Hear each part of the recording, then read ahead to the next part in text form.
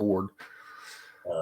But yeah, so I don't know. I mean, I'm just doing what I can do, you know. Right. I know the season's kind of, we all had our own stuff we had to do, you know. So I had my situation, you had your situation. But so what I was thinking about with this episode, we just do a recording about this upcoming draft. Might get into a little bit about the depending upon how much time we have, the whole re-signing all of the good guys, like spending all of your salary cap plus some on extending all of your guys rather than going out and getting new people, because you know a lot of people have difference of opinions on that. Right.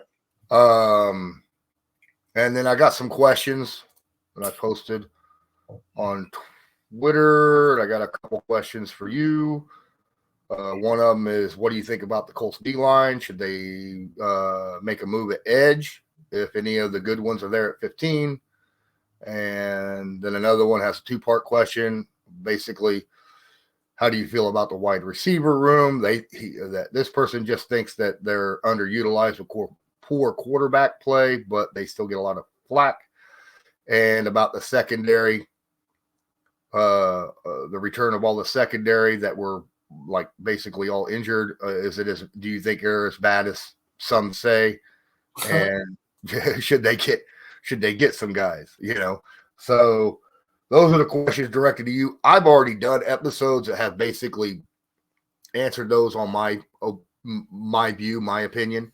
Yeah. But these are questions that are dropped for you. So I thought, you know, this is a chance for you to come in and talk. I've had a nasty head and chest cold all week. My son come home from staying the night with his sister like Thursday, and oh my goodness, it's terrible. I can't breathe when I'm sleeping. It's horrible. So no, I mean, it's I just, like, my daughter gave me this cough like the other day. Mm-hmm.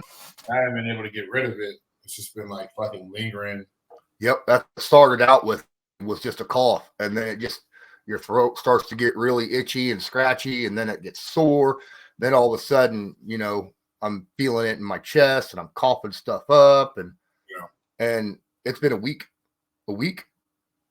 And I went to the doctor and got tested, and it's not COVID, it's not the flu, it's just a really head and chest cold. So I hope it doesn't turn into anything else, because I had the flu this year too, and that shit sucked. So that was fun. I had it during the Super Bowl. Yeah, I was out in Vegas, stuck in my room for 4 days. It was horrible. Jeez, so I couldn't do shit. All right, yeah. Let's. What else was I gonna say? All right, yeah. Your camera's not clear. I don't know if you can see it on your end. Like, you look super pixelated. Really? Yeah, it didn't start off like that. It's been like that for a couple minutes. I thought it was going to clear up, but it hasn't. So I don't know if it's going to record and look like that or not. See, on my end, it looks fine. Okay, well, yeah. Here, look, I'll take a picture of it so you can see what I'm seeing.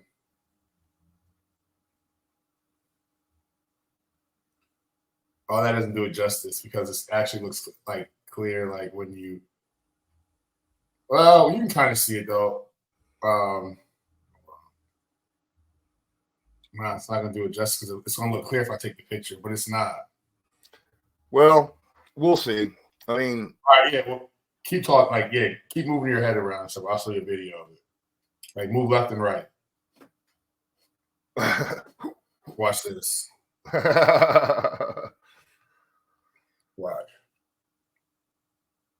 Watch when you move. Okay, yeah, it's a little blocky. Yeah, I'll try not to move. I don't know if you knew that, or it might not come up like that, but I'll try not to move around a lot. But all right, we'll go ahead and get this started. Will you be able to do a once a week thing now? Yeah, I should be. We got the draft coming up, so it's been like super busy for me or whatever. Mm-hmm. So it's not like I've been kind of ducking and dodging, but I know. I get you. Been like, I really just been like not having the time to. I understand. Yeah. All right, let's go ahead and get this started up. All right.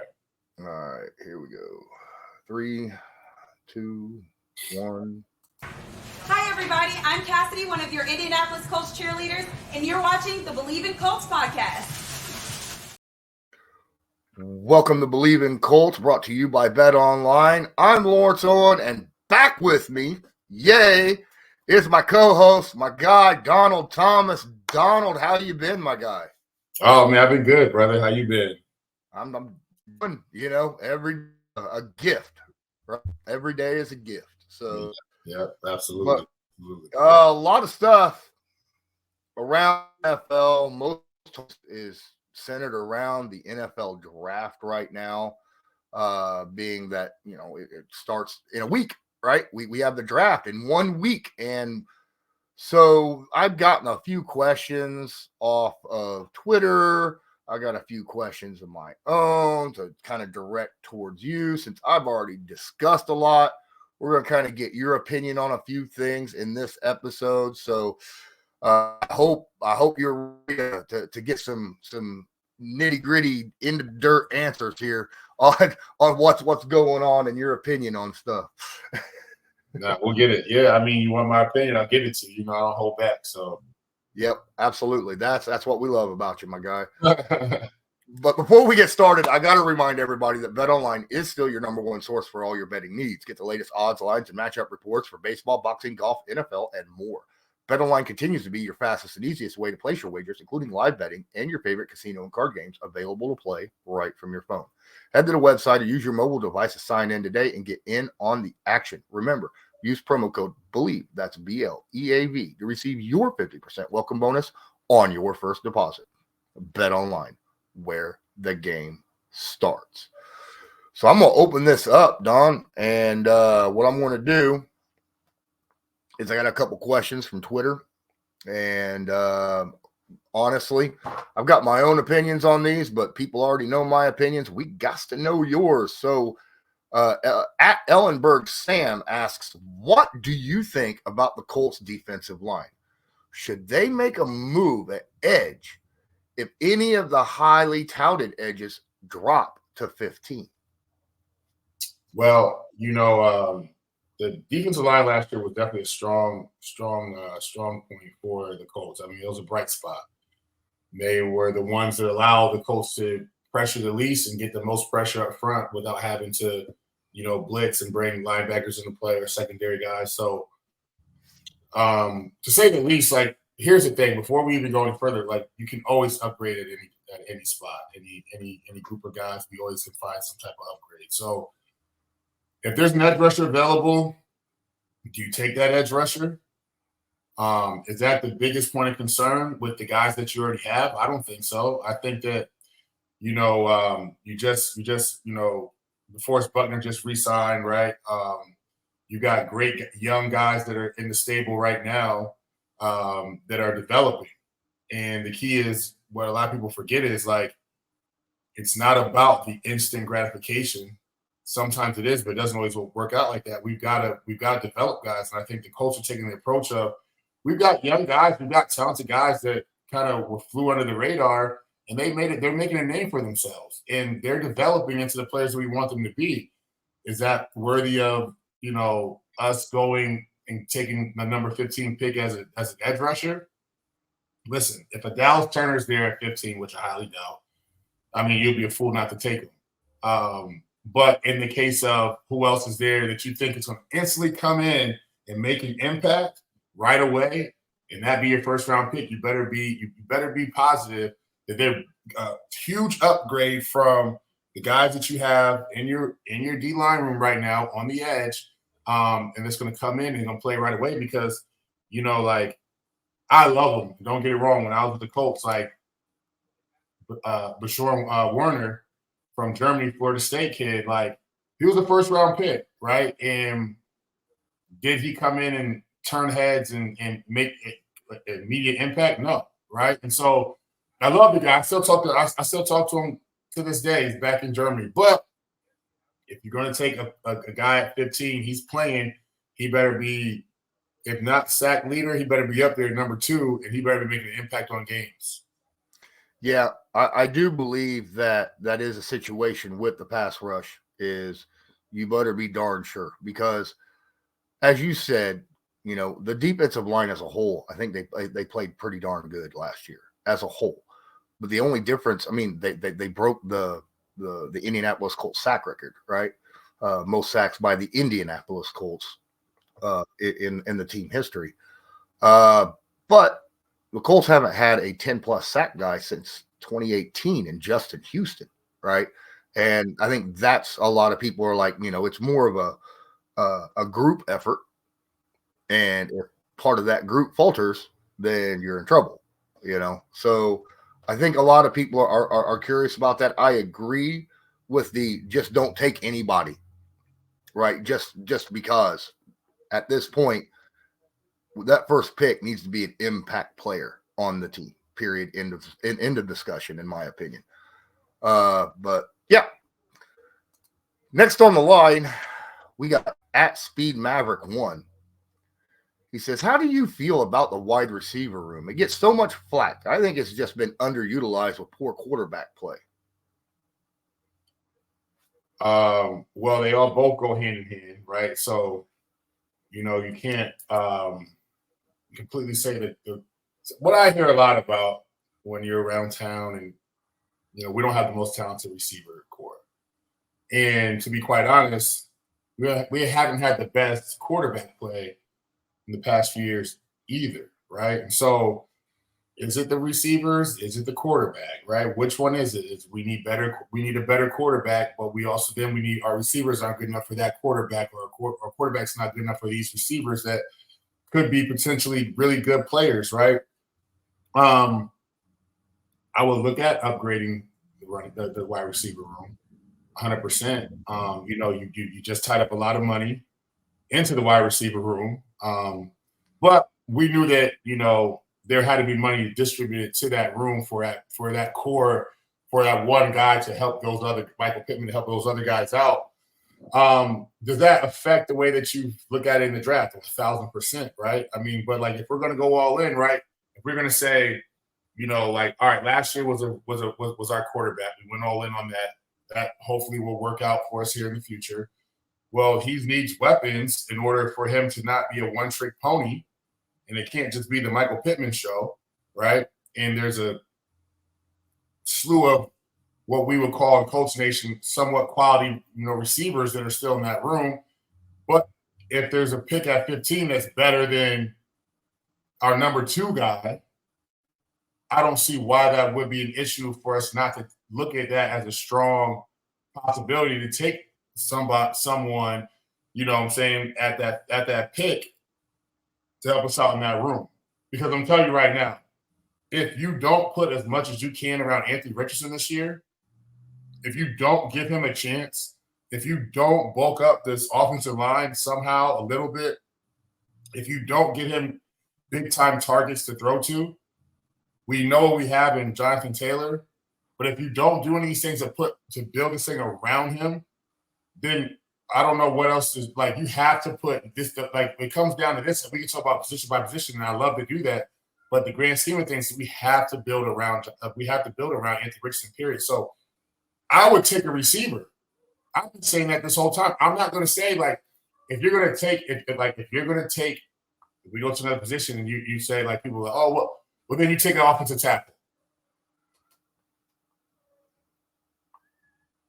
Like, because I'm building around this kid, because I can't afford for him to have another year like what we just went through, or for him to be feeling like he's under duress every time the ball snapped to him and he's got people screaming down the back of his neck, you know, in 2 seconds.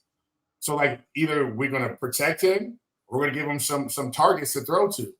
One or the other, but it's got to start there and from the inside out.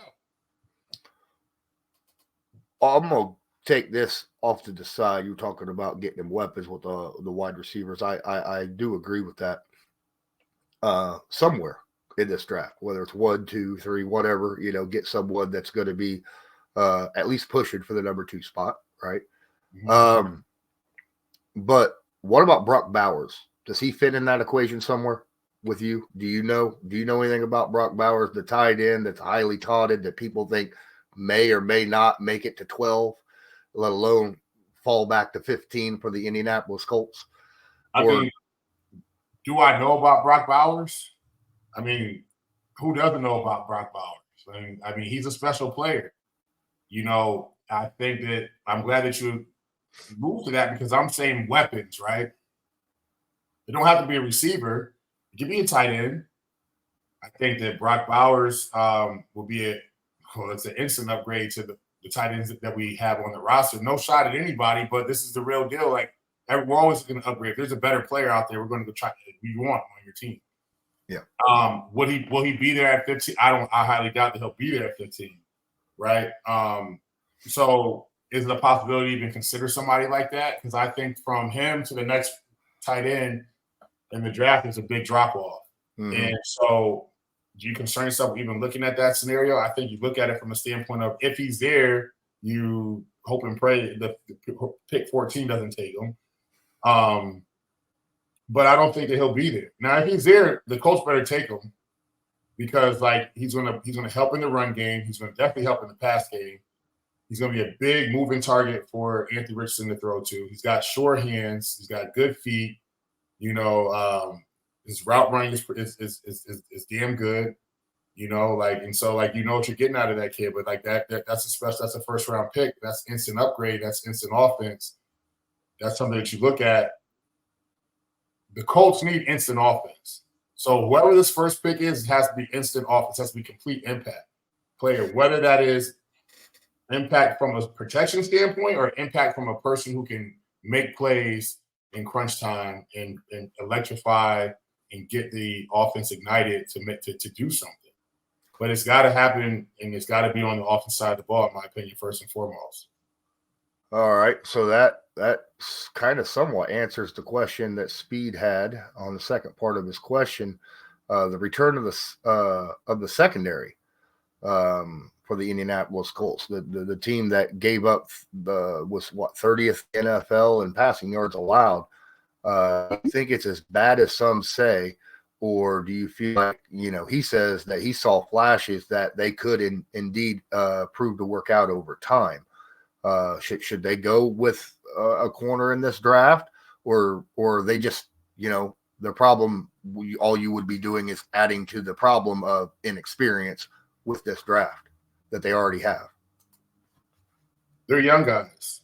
They're very youthful. Did they struggle last year? Yes, they struggled. They had their injuries, had their ups and downs. We just used a second round pick on a corner last year. Right? Like, how many first, second round picks are you going to put in a room with no production? You know what I'm saying? Like, I'm just calling a spade. So at the end of the day, like, I felt like I was waiting for the Colts in free agency to see like what big time DB was going to come in here. I don't like my thing was like, even if you kick the tires on someone who got released that's a little bit older, that like you'd be like, but I'm doing this for a reason because we're building around him. He's going to make this whole room better with the knowledge and experience and be able to coach these guys. And he still has some tread left on the tires. And I don't think that was addressed, but hey, I'm not in that position to do that. Do I think that there has to be an upgrade in that room? Right? So do you go after a safety in the first round? Do you go after a safety in the second round?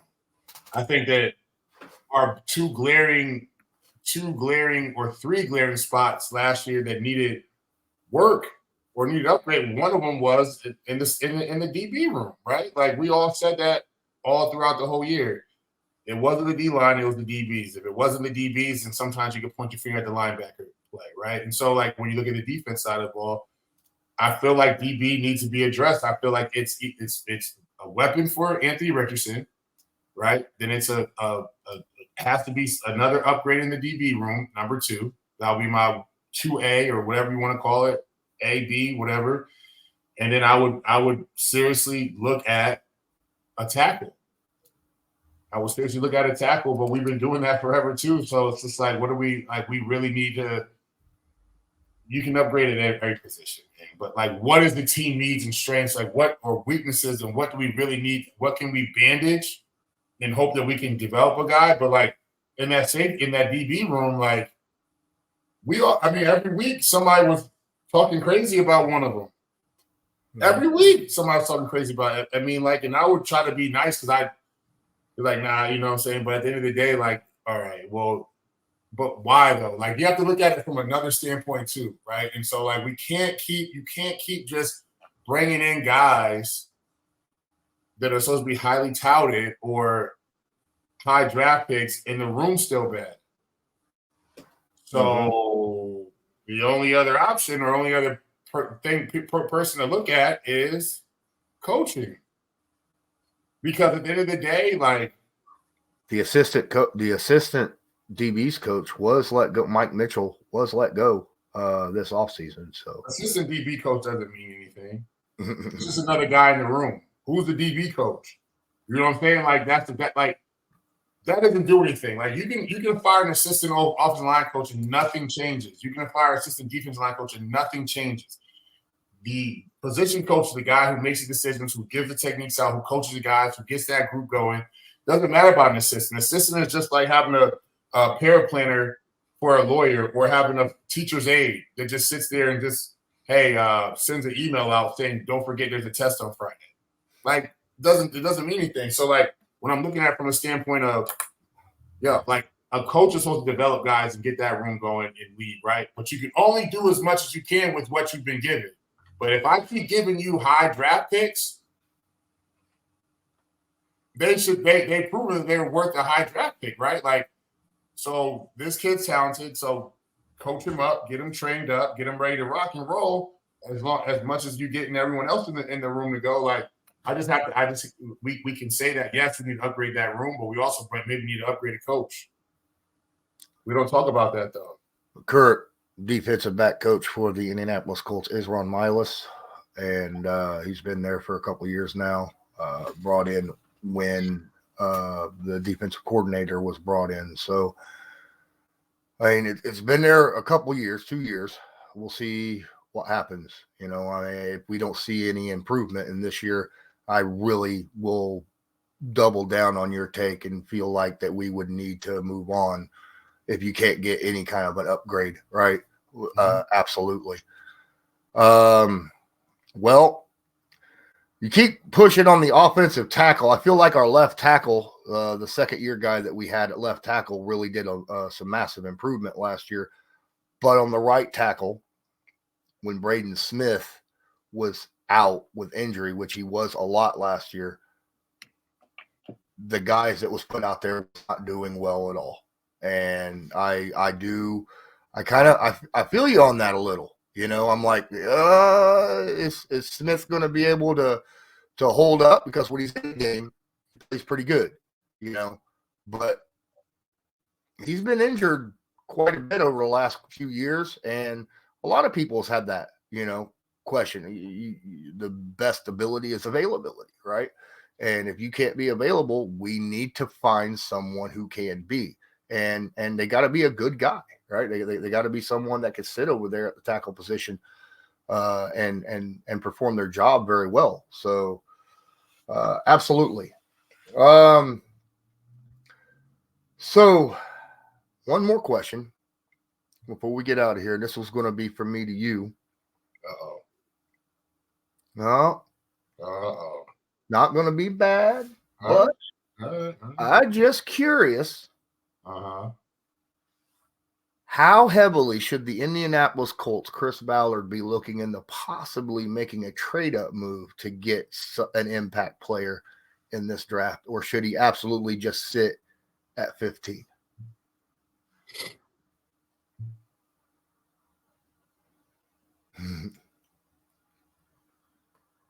It depends on.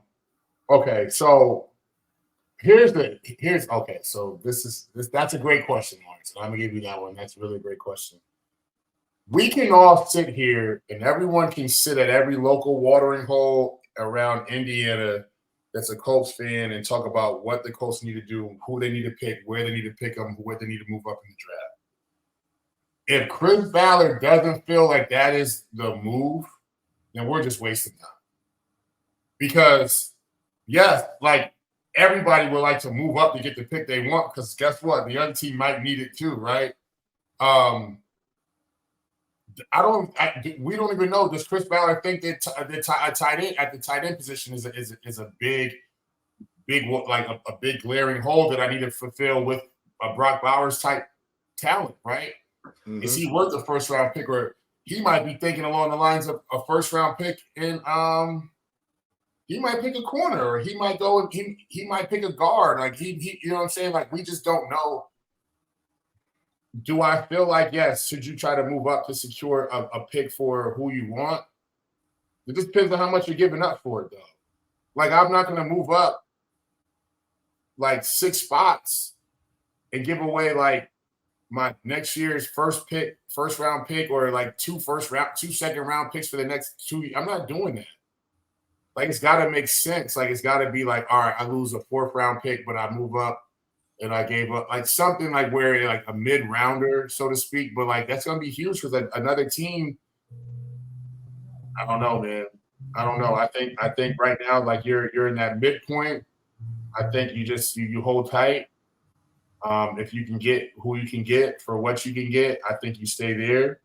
Now this is like I'm at 3 and I need to move up to 1 because I know that this franchise player. We got to get them, and we're going to give up, the next couple years of first-round picks for that. That's a different story, right? But, like, Brock Bowers could be there. Potentially, he's probably not going to be there, right? And so I think you just sit tight, man. I am of the opinion of sitting tight as well. And the reason I am of that opinion is I'm looking at positions that could be upgraded with the first pick of this draft and the depth. How many players right now that will go in the first round? And you're looking at a lot of offensive linemen that's going to go, quarterbacks. You're looking 4 or 5 quarterbacks they're talking about possibly in the top 10, right? A lot of wide receivers, but this wide receiver class is incredibly deep, right? So, and then there's a couple corners. There's, if you're looking for an edge, if you think that, oh my goodness, like we talked about, if it gets heavy, where a lot of offense goes in the first, 10, 12 picks, you'll have basically your choice of anyone on the defense in this draft, right? Which would absolutely, upgrade the team by getting your top defensive guy if that's where the route you want to go. Because in my opinion, that first pick doesn't necessarily need to be a need. It needs to be an impact player, flat out. All right. Something that is going to impact this team and help them win games no matter what. They need to be able to play day one and be an upgrade at whatever position they're at. And that's how I see it. And I feel like what the Colts need, where they can be upgraded, and the way this draft looks, I feel like they can definitely get that at 15. That's my opinion. I mean, you're spot on with that. Like, you're right in that midpoint where you're kind of in no man's land. Like, you're not in a bad spot. You're not in the great. You're not in the worst spot. Like, you're right there where it's like, hey, some things might shake up to where like that player falls in our lap. Let's just shut up and hope for the best and have like our 1A, 1B kid ready to go. I think that's what I'm saying. Like if it was a matter of like top 5 and I got to get this guy and I need to move up to like 2 or 3 or 1, I got to give the house away for like, but it's going to help us in the future. Like that's different. But like when you're at 15, like right in the middle, like you better be sure. Mm-hmm.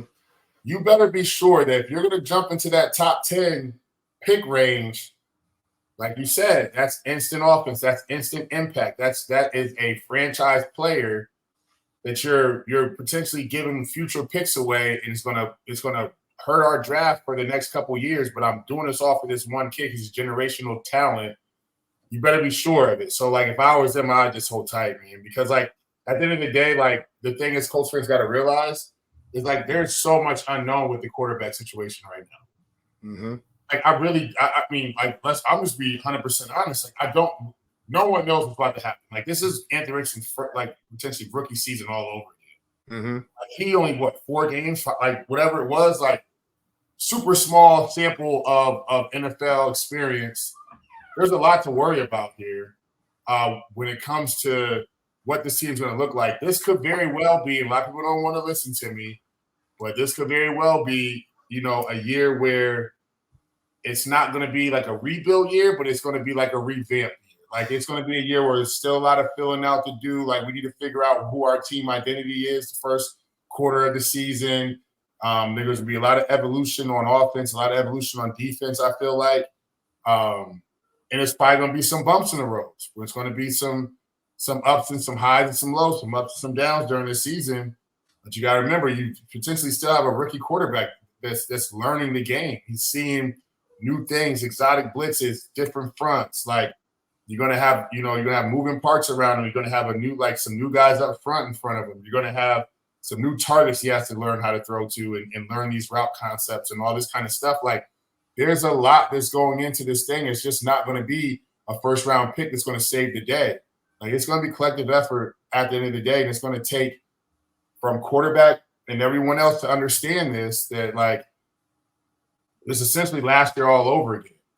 Mm-hmm. Like to be fair, like your backup's gone that played the whole year for you. He's gone. So it's Anthony Richardson's show, but like he's comfortable being here, but he's not comfortable being here, if that makes sense. Like he hasn't been on the field long enough for him to be comfortable, right? And even if he was on the field all last year, still only his second season.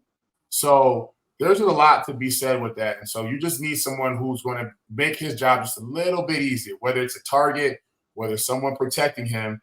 It's going to have to come from that type of like pick that needs to happen early on in the draft that's going to fall into life. And hey, listen, at 15, you're going to get a quality receiver. Hopefully, just as long as the kid's not a bust. At 15, you can get a quality backup, quality tackle that can step in and take over.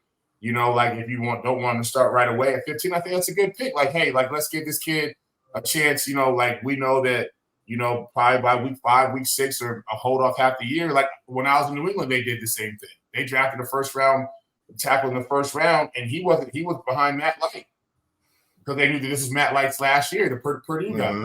It was Matt Light's last year, so let's get him under Matt. Let's get him learning under Matt, and then he takes over after a year. It's not a bad option, right? So, like, I would look at it from a standpoint of that. Like, that's where I would go, because essentially you need to do everything you can to make Anthony Richardson successful, because that was your pick, that was your house last year. Mm-hmm. I'm just saying. Yeah. I do like. I feel like Shane Steichen will put Anthony Richardson in a position, the best position he can to help him succeed. But again, I'm not going to sit here and say that last year I didn't go, well, crap, he's hurt again. Or, well, what are you doing overthrowing that guy over and over and over, right? Yes, he is an explosive, exciting player to watch, but there are some things about Anthony Richardson that he absolutely needs to improve on, especially if he's going to succeed at the pro level. So I absolutely understand exactly what you're talking about there. And the fact that we hadn't seen enough of him. Like you said, we saw him 4 games. He was out by week 6, right? So I think that's going to do it for us here. I am just going to put this out there. When I was talking about moving up in the draft, a lot of people talking about sending the house and everything and all the draft picks to move up to 4 to go get Marvin Harrison Jr. And look, I'd love to have Marvin Harrison Jr. as a Colt. All right. But that ain't going to happen. So would everybody in the league would like to have Marvin Harrison on their team. Right. All right, I think that's going to do it for us. I'm Lawrence Owen. That's Donald Thomas. This was Believe in Colts, brought to you by Bet Online. And as usual, go Colts. Go Colts. Do you believe?